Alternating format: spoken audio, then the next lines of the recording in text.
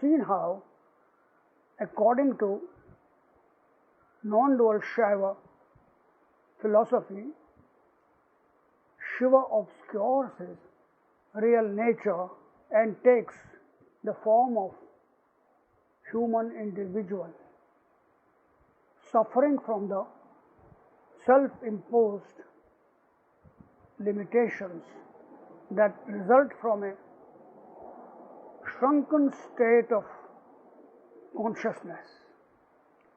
Shaiva thinkers like Abhinavagupta blame it all on ignorance, which they insist arises from the three kinds of mala or impurities. There is no escape from this state of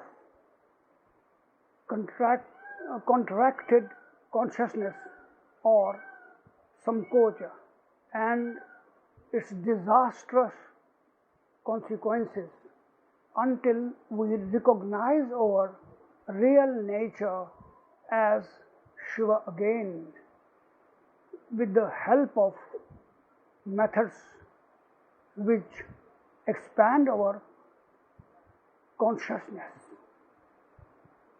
This, for the Kashmir Shaivite, is what liberation really means, and his goal is to achieve it while alive and become a Jivana Mukta, making it clear that one's true nature actually means pure I consciousness, the innermost core of one's being. Abhinavagupta says, Moksho hi nama naivanyo sarupa prathanam hi tat. Moksha is nothing but awareness of one's innate nature. Kashmir Shaivism has a whole array of spiritual means, meditations, yogic practices for such a realization. In the Vijnana Bhairava alone, 112 such non-ritualistic meditations are given.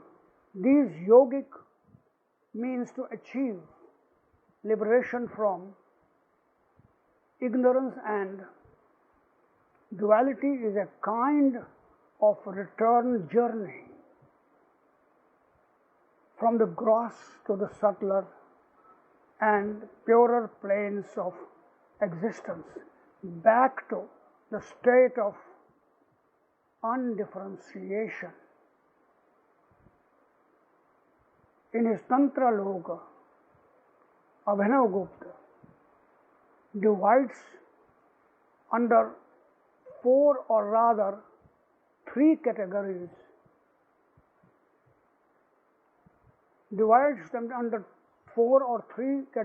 which he calls jnanacahtushtaya or upaya-s, regarded as the most important constituents of Shaiva praxis.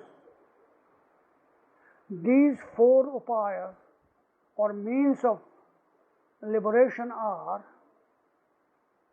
Anavopaya or the physical technique, Shaktopaya or the technique involving mental activity, Shambhavopaya or the technique where will is involved, method to achieve Shiva's own state, and Anupaya or no technique. Anavopaya. Of these four upayas, Anavopaya is concerned with Anu, the limited atomized individual, and is therefore associated with the physical body.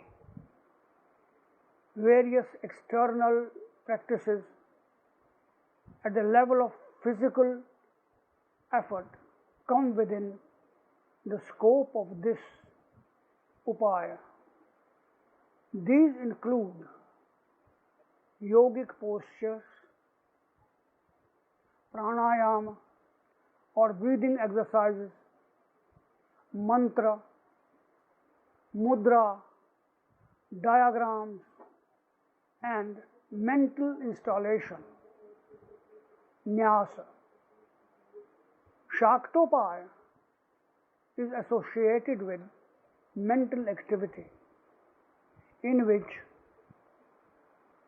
the practitioner resorts to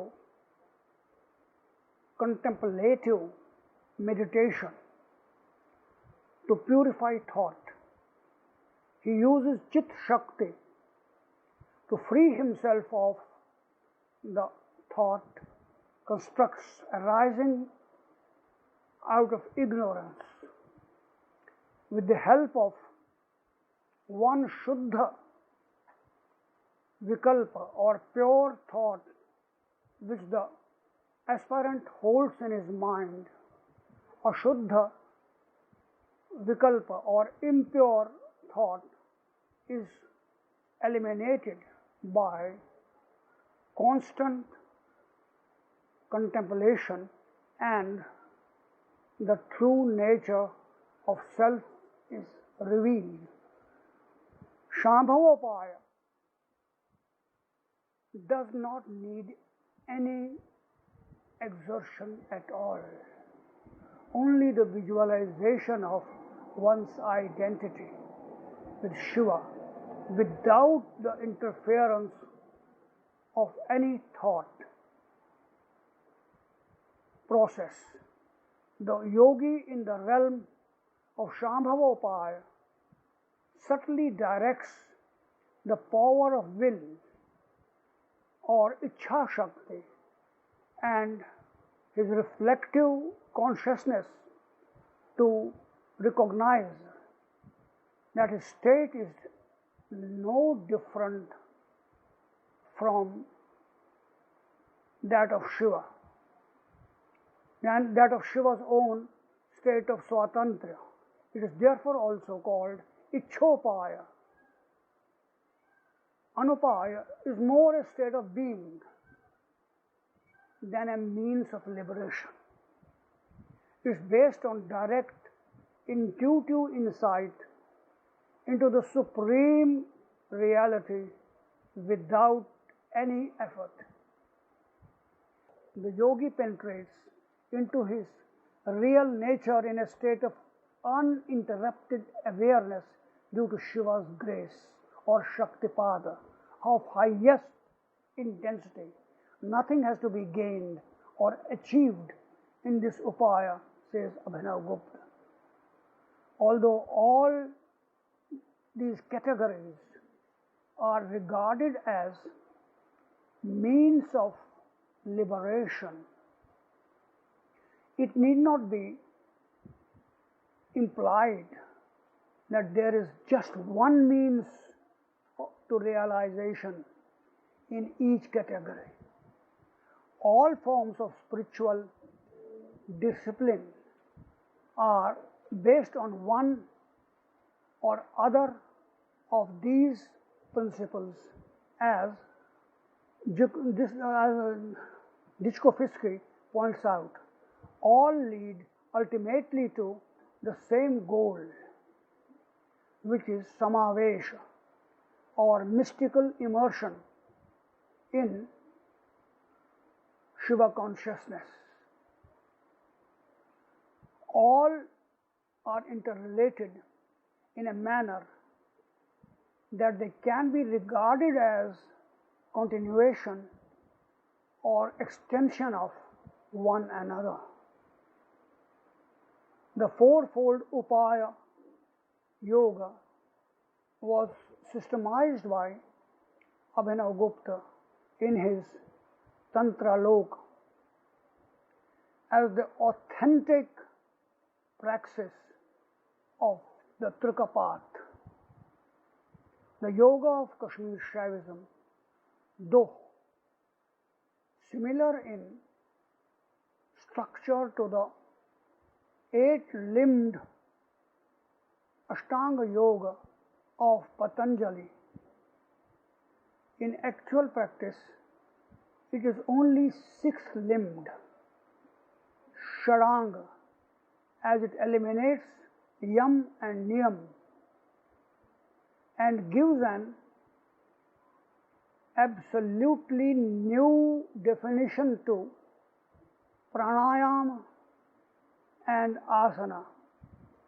Instead, it posits the unique concept of sattarka or right reasoning, more potent than merely a logical statement. Sattarka is supposed to rid the mind of impure thought constructs and replace them with positive and powerful thoughts such as Sarvam Edam Aham Eva, or I alone am all. I alone am all this.